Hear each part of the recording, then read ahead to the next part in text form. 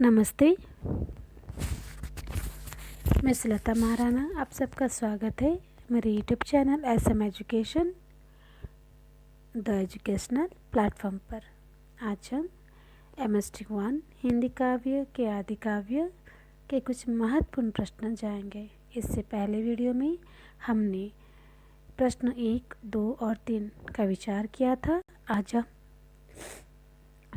4 और 5, 6 प्रश्न के उत्तर को देंगे। तो प्रश्न 4 की ओर चलते हैं। प्रश्न 4 है, पृथ्वीराज रासो की काव्यगत विशेषताएं बताइए। पृथ्वीराज रासो की काव्यगत विशेषताएं बताइए। तो ये प्रश्न दिसंबर 2006 में आया था।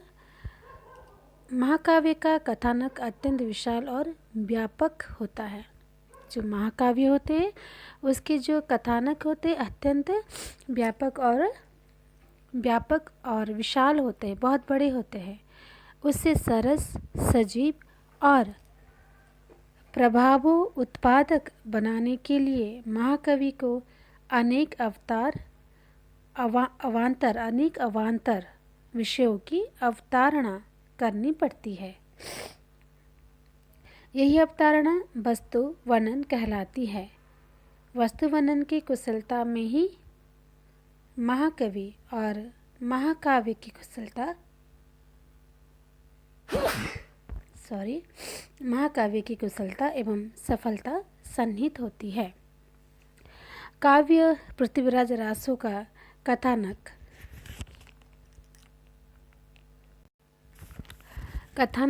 विशाल तथा व्यापक ही नहीं वरन ऐतिहासिक भी है। ऐतिहासिक कथानक को काव्य उपयोगी बनाने के लिए अपेक्षाकृत अधिक वस्तु वर्णनों के समावेश की आवश्यकता होती है।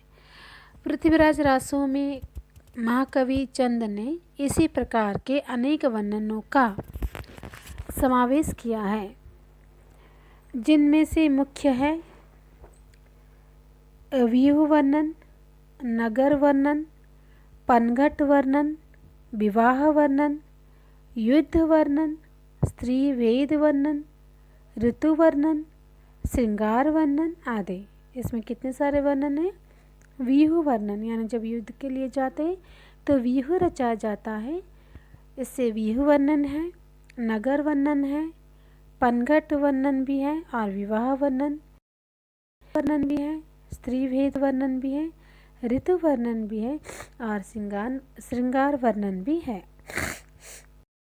पहले व्यूह वर्णन क्या होते हैं?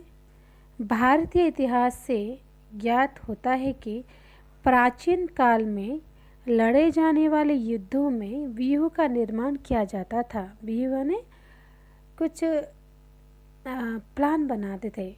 ओके, कोई जाल बिछाया जाता था, कुछ प्लान बनाया जाता था। अतः सेना को एक विशेष ढंग से व्यवस्थित किया जाता था। व्यूह का भेद प्रत्येक योद्धा को नहीं आता। यही कारण है कि अर्जुन की अनुपस्थिति में गुरु द्रोणाचार्य ने चक्रव्यूह बनाकर युद्ध किया था, क्योंकि अर्जुन के अतिरिक्त पांडव सेना में उसका भेद और कोई नहीं जानता था। और इसका परिणाम हुआ कि वीर अभिमन्यु वीरगति को प्राप्त हुए।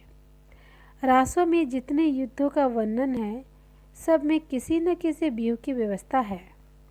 महाकवि चंद ने इस व्यूह का बड़ी ही कुशलता से वर्णन किया है।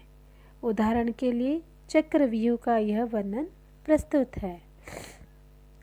हाय निसी वीर कढ़िय समय, काल फंद और कढ़िड, होन प्रात चित्रंग महु, चक्रव्यूह रचि ठडिड, समर सिंह रावर नरिंद, कुंडल अरि घेरिय, एक एक असबार बीच बीच खाइक फेरिय, मंद सरक तीन अग बीच सिलार सु विरह, गोरधार विहार सोर कुछ है कर तिरह।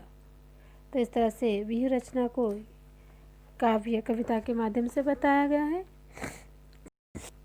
अर्थात शत्रु को मृत्यु के फंदे में डाले हुए उस युद्ध भूमि में वीरों ने रात्रि व्यतीत की। प्रातःकाल होते ही चित्रांग प्रभु चक्रव्यूह बनाकर तथा अपनी सेना को सजाकर युद्ध भूमि में खड़े हो गए। नरेंद्र रावल सिंह ने शत्रु को कुंडलाकार घेर रखा था। हर एक घुड़सवार के बीच में एक पदाती सैनिक था। अनेक आगे मदोन्नत हाथी थे। हाथियों के बीच में कवचधारी सैनिक थे। इन सब के बीच में अग्नि अस्त्र छोड़ने वाले वीर थे।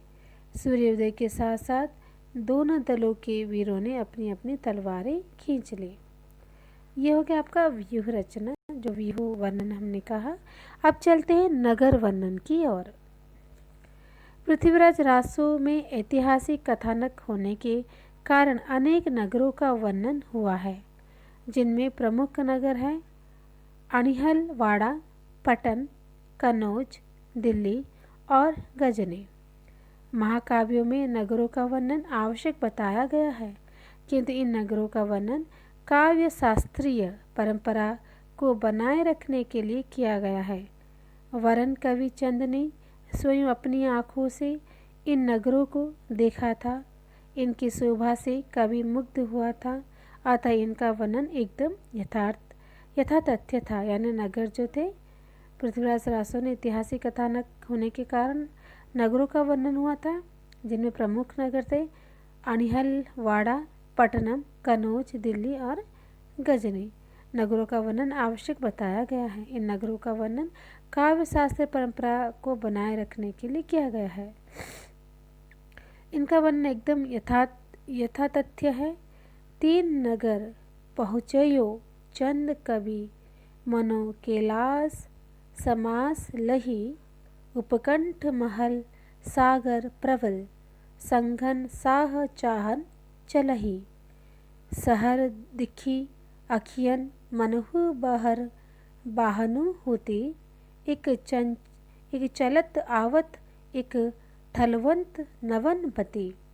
मन दंतन दतीमन इला ऊपर इल भार, बिप पारथ परी दंती के एकट व्यापार।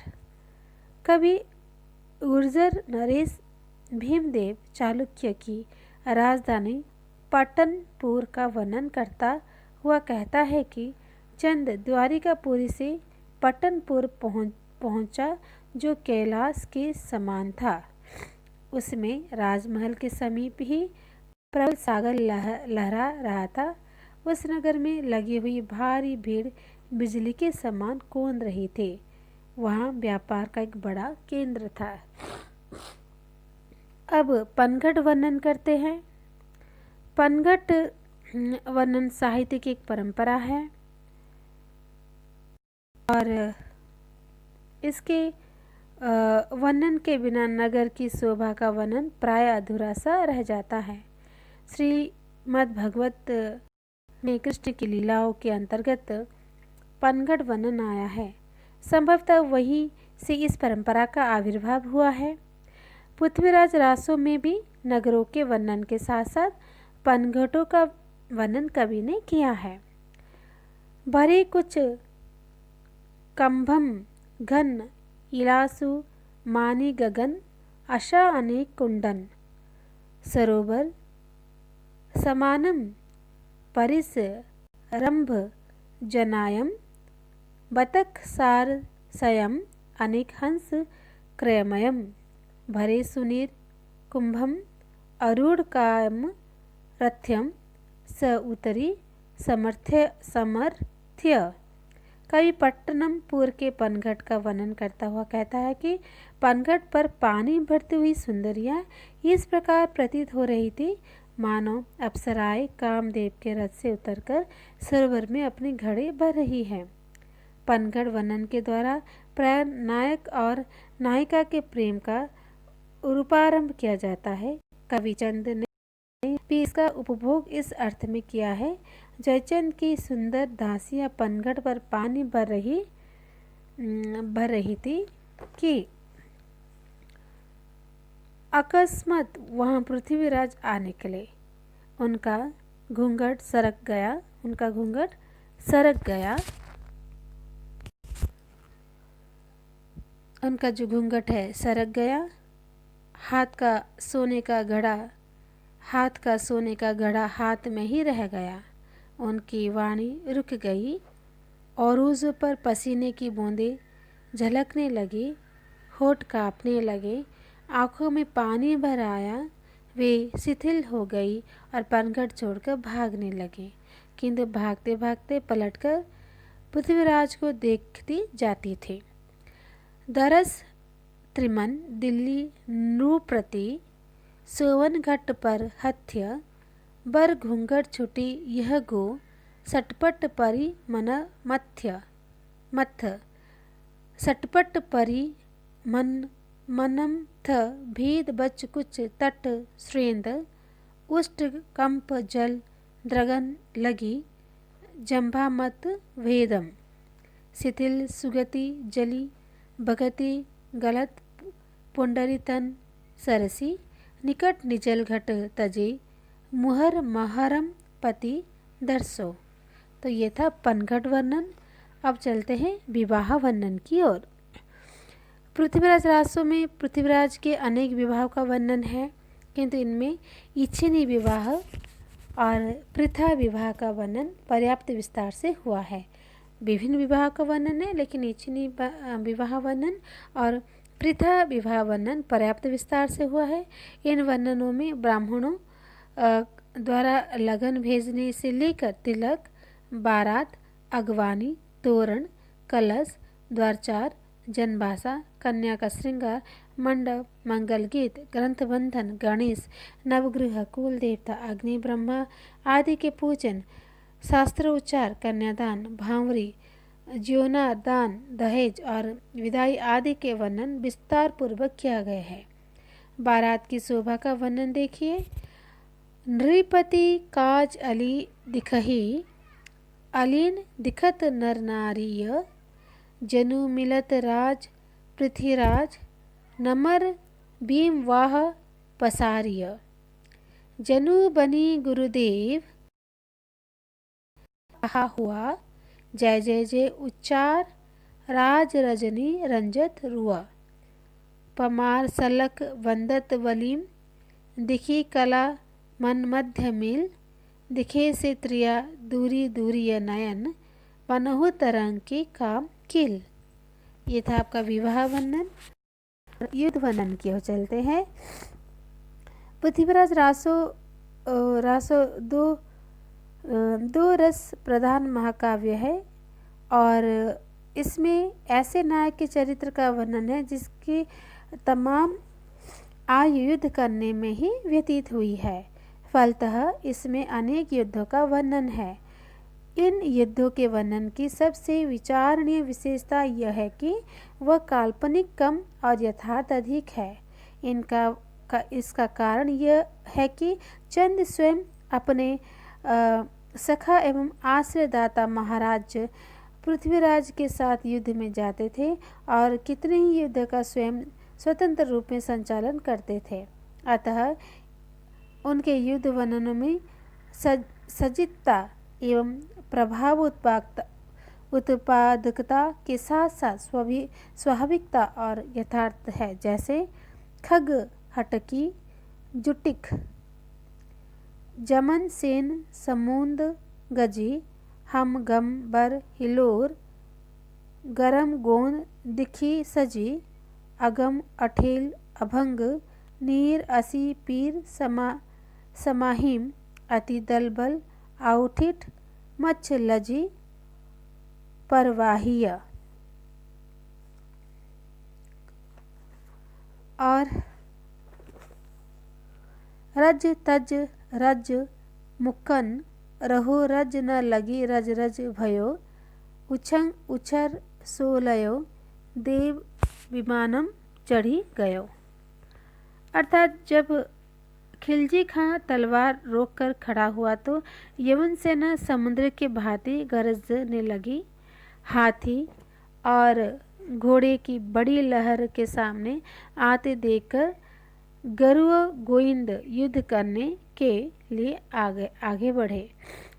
अगम्य उठेल और अभंग जल की भांति उससे युद्ध करने के लिए 80 भी सामने आए और अत्यधिक दलबल से आउठी को लज्जित करके प्रभावित कर दिया, मार दिया। यद्यपि उसका राज्य चला गया, परंतु राजा होने से वह न रुक सका। उसके धूल नहीं लगी, अर्थात युद्ध से विमुख उसने स्वयं को कलंकित नहीं किया, वरन लड़ता लड़ता वो वीर गति को प्राप्त हुआ। अप्सराओं ने उसकी वीरता से मुग्ध होकर उसे अपनी गोद में ले लिया और वो देवताओं के विमान पर चढ़कर स्वर्गलोक को चला गया। इस प्रकार के अनेक उदाहरण पृथ्वीराज रासो के उदात्त किए जा सकते हैं, जिनमें युद्ध का सजीव एवं स्वाभाविक वर्णन हुआ है। स्त्री भेद वर्णन अनुसार स्त्री के 4 भेद होते हैं: पदिनी, चित्रिणी, संखिनी और हस्तिनी। चंद ने इन चारों प्रकार की नारियों का वर्णन किया है। रक्त जीव सुलक्षिण बाण इहि वचन सु अमृतधार रति रति जानी जिहि इला सील कुल बाल छही छायोदरी इन गुण नृप भय चारु सुचार जु सुंदरी। अर्थात जिसकी जीवा लाल हो, मृग के समान अंक हो, सुवन कृति से युक्त शरीर वाली हो, वचनों में अमृत घोलने वाली हो, रति के समान सुंदर हो, क्रांति वाली हो, शीलवती हो, जिसके स्तन साधारण और उदर सम हो।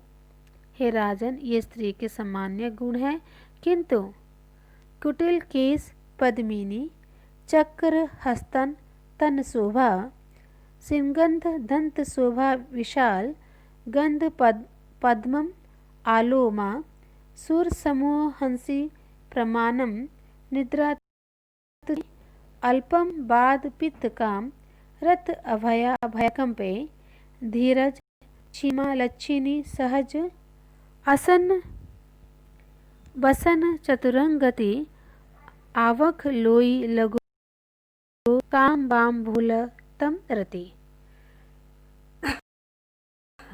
पद्मिनी नारी का वर्णन करता हुआ कवि कहता है कि पद्मिनी के केस कुटिल होते हैं, चक्राकार स्तन के शरीर की शोभा बढ़ाते हैं, उसके स्निग्ध दंत पंक्ति अनुपम होते हैं, उसके शरीर से कमल की सी सुगंध आती है, हंसों के समान उसकी वाणी होती है, उसका स्वभाव अल्प निद्रा और अल्प भाषण से युक्त होता है, वह प्रवाह और काम क्रीड़ा से कम प्रीति रखती है, रति के भय से काम उठती है, धैर्य और क्षमा उसके स्वाभाविक गुण होते हैं, उसकी रुचि सब प्रकार के भोजनों और वस्त्रों में होती है, कामी जनों को उसकी स्वाभाविकता दृष्टि भी वक्र लगती है, वे उसके साथ रति विशाल की कामना करते हैं।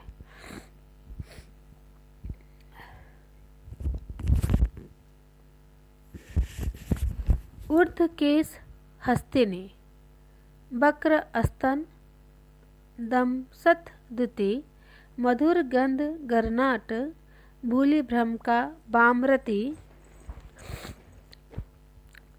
गुड़ सबद मंजा, विषान रंगन छामोदरी, चित्त नयन चंचल, विशाल बरूनी जामोदरी, छिदन रुदम हस्य विहस्य लक्ष्य, बसी चितः चित पुतलीय, नोभिम मान जाने बहुत, कंत चित्त जाइन कलिय।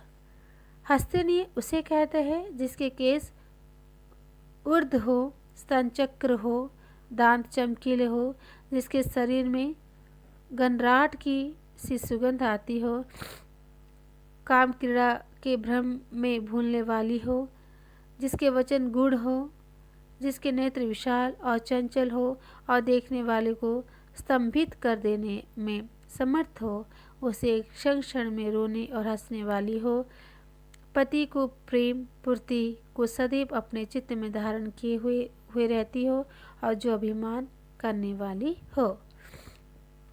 फिर दीर्घ केश चित्रने चित्त हरने चंद्रानन गंध मर्ग चित्र निद्र कोक शब्दन उच्चारण शील नील लज्जा प्रमाण रति भय में घन मारे अलस नयन रस बलित कलित कल बोल उचारे धीरज छिपा छवि लोक करी अवलोकन गुण ओसारे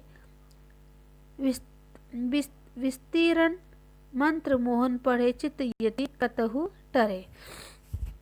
चित्रनी के केस लंबे होते हैं, उसका मुख चंद्रमा के समान सुंदर होता है, वह चित्त को हरने वाली होती है, उसके शरीर से कस्तूरी की सुगंध आती है, उसका स्वर कोयल के समान मीठी होता है, उसमें अत्यधिक शीला और लज्जा होती है, वह रति से भयभीत होकर भी उसके प्रति आसक्त होती है, उसके नेत्र अलसाए हुए तथा रस से भरे हुए होते हैं, उसका धैर्य क्षमा और शोभा को देखकर और कुछ देखने की इच्छा नहीं रहती है, वो मोहिनी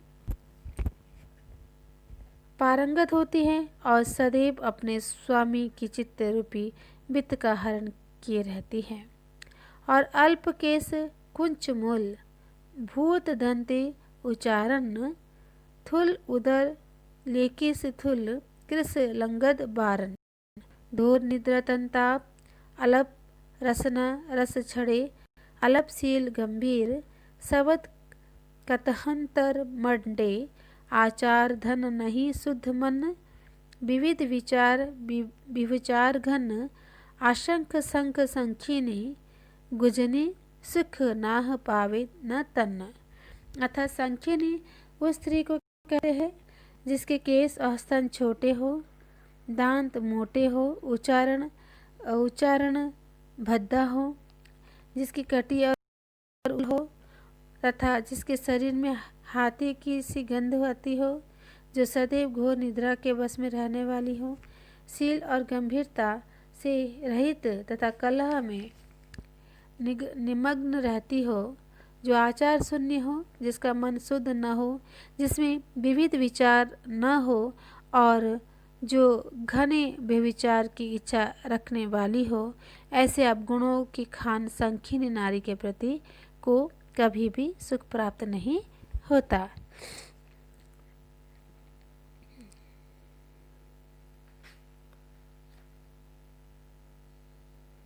फिर देखते हैं ऋतु वर्णन।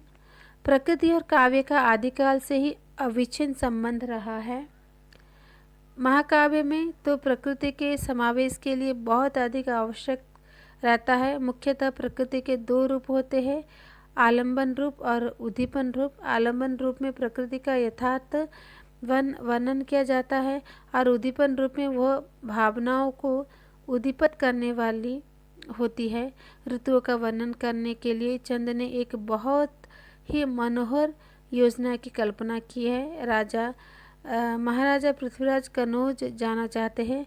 अपने गमन की अनुमति लेने के लिए वे बारी बारी अपनी 6 रानियों के पास जाते हैं और 6 एक एक सूत्र का वर्णन करके महाराजा को रोकते हैं। इस प्रकार 6 ऋतुओं का वर्णन कवि ने नारियों के मुख से करवाया है। मनरी अब फलिया कदम रमणी दिध दिस भंवर भाव भूले भ्रमंत मकरंद दब बहत बात उजलती मोरति विरह अग्नि किम कुह कुहंत कलकंठ पत्र राखस रति अगीय पाए लगी प्राणपति बिनोबे नाह नेह मुझचित घरऊ दिन दिन अवधि जीवन घटे कंत वसंत न गम करहो। इन पंक्तियों में महारानी इच्छिनी ने बसंत ऋतु का वर्णन करके महाराजा पृथ्वीराज के गमन करने का अनुरोध किया। श्रृंगार वर्णन देखते हैं। पृथ्वीराज रासो ने श्रृंगार वर्णन के अर्थात नारी के सौंदर्य वर्णन के अनेक प्रसंग आए हैं। इन प्रसंगों में इच्छिनी का नखशिख वर्णन, पुजारी दाहिमी का रूप वर्णन, पृथा का नखशिख वर्णन, इंद्रावती का सौंदर्य वर्णन, हंसावती का रूप वर्णन, स्वयंगिता का नखशिख वर्णन, अप्सराओं का छवि वर्णन विशेष रूप में उल्लेखनीय है। रूप वर्णन में कवि ने प्राय प्राचीन साहित्यिक परंपराओं का ही सहारा लिया है। जो उपनाम रूढ़ी हो चुके हैं उन्होंने ही कवि ने प्रयुक्त किया है। मनोह कला शशि मना मनोह कला शशि मानन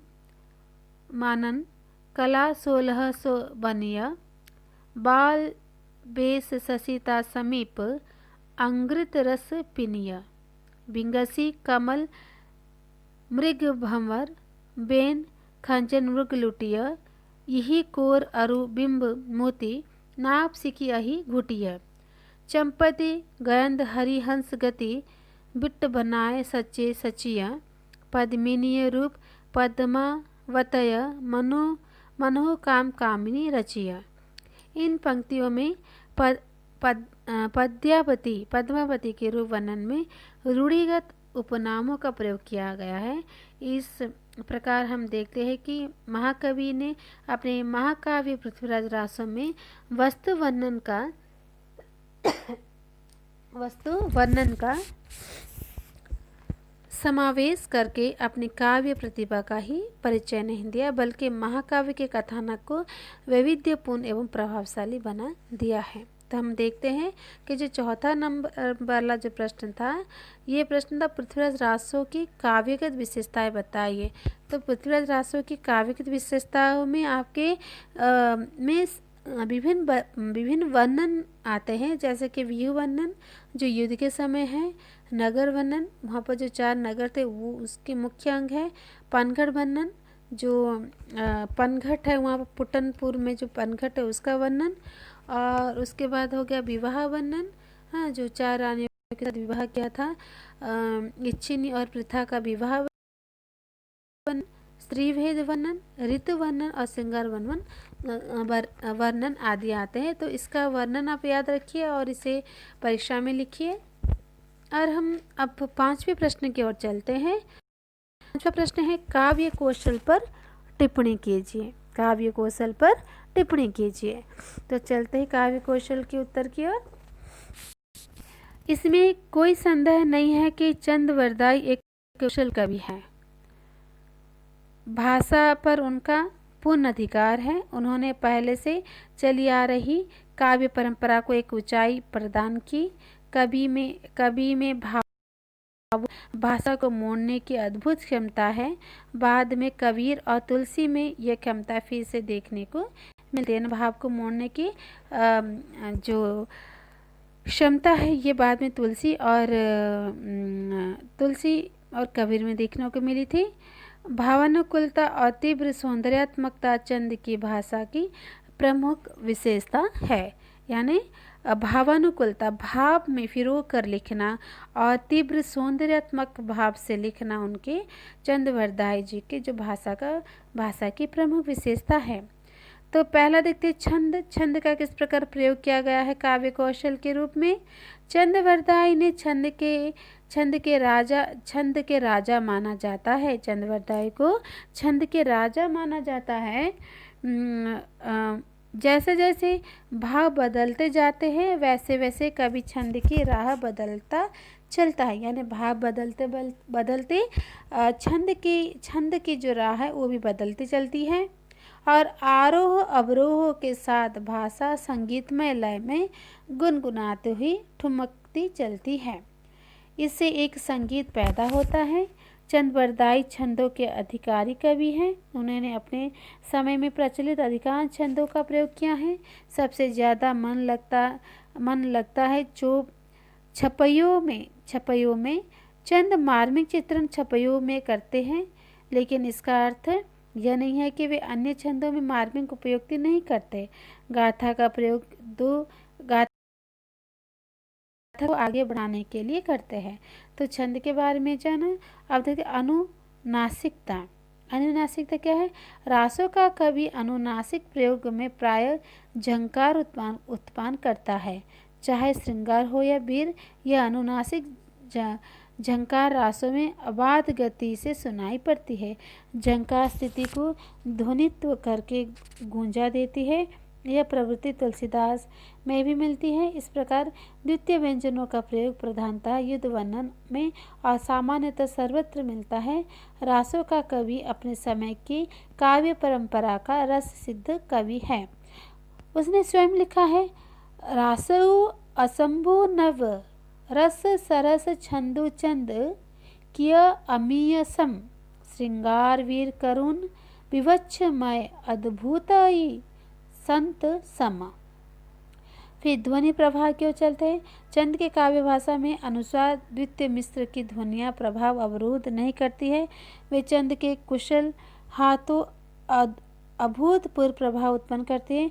प्रकृति अपभ्रंश की काव्य परंपरा में चंद की ध्वनि प्रभाव अद्वितीय है।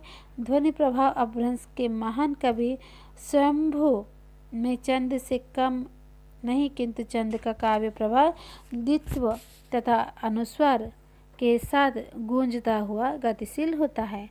चंद चाहे देवी देवताओं की स्तुति करे, युद्ध का वर्णन या नारी शरीर का सौंदर्य या विनोद, यह अनुस्वार द्वित्व सहित प्रभाव सर्वत्र दिखाई पड़ता है।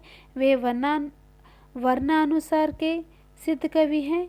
उसके भाव नाद प्रभाव में रूपांतरित हो जाते हैं, जिसे हमारे साहित्य शास्त्रियों ने शब्दार्थ का साहित्य कहा है। काव्य के प्रारंभिक अंश में सरस्वती वंदना में स्वर व्यंजनों की मैत्री से उत्पन्न ध्वनि की आवते चंद की शैली का ठेठ उदाहरण है। मलाहार बिहार सार सुबुधा अवधा बुधा गोपिनी सेंध चीर शरीर नीर गहिरा गिरा जोगिनी बिना पानी सुबानी जानी दधीजा हंसा रसा आसीने लंबोजा चिहुरार भार जगना बिगना घना नासीने। जरा सा विचार करने पर ज्ञात हो जाएगा कि यह प्रभाव चाहे जितना स्वाभाविक लगे, इसके पीछे गहरा लोक ज्ञान, परंपरा ज्ञान, संवेदना एवं अभ्यास है। कनवज समय में युद्ध के इस वर्णन में युद्ध मत सैनिकों के हथियारों और कोलाहल का निनाद है। वजत धाय संदक ननंद सद्य सुंदरम गर्वित देखी अगी ज्यो विदोष मन जे दुरम उठंत दृष्ट सुर की करूर अखि राजई मनो की सौकी विय दृष्ट बकुरती सजाई। चंद्रबरदाई रूढ़ उपनामों के प्रयोग से सौंदर्य वर्णन में श्रृंगार के अद्भुत रूप में स्पष्ट भी कर सकते हैं। प्रसंग पृथ्वीराज द्वारा संयोगिता का वर्णन दर्शन है। पृथ्वीराज ने देखा, कुंजर ऊपर सिंध, सिंध ऊपर दुड़ पवय, पवय ऊपर भृंग, भृंग ऊपर शशि शुंभय, शशि ऊपर इक कीर, कीर ऊपर मृग दिटठो, मृग ऊपर कोंवड़ संग कंद्रप बयठो। कहने का आवश्यकता ही नहीं कि नख सिक के रूढ़ उपमानों ने, जिन्हें चंद ने अपने ढंग से प्रस्तुत करके अद्भुत को श्रृंगार का सहायक बना दिया है, इसी प्रकार के यथावसार विवश और भय के को वीर का सहायक बना दिया है। तो इस तरह से हमने कथा शैली जो है उसके ऊपर हमने विचार किया। कथा शैली में आपको यानी काव्य कौशल में आपको छंद, अनुनासिकता, ध्वनि प्रवाह और इसके बारे में आपने जाना। तो 6 नंबर के प्रश्न को चलते हैं। छठा प्रश्न है, पृथ्वीराज रासो पर टिप्पणी लिखिए।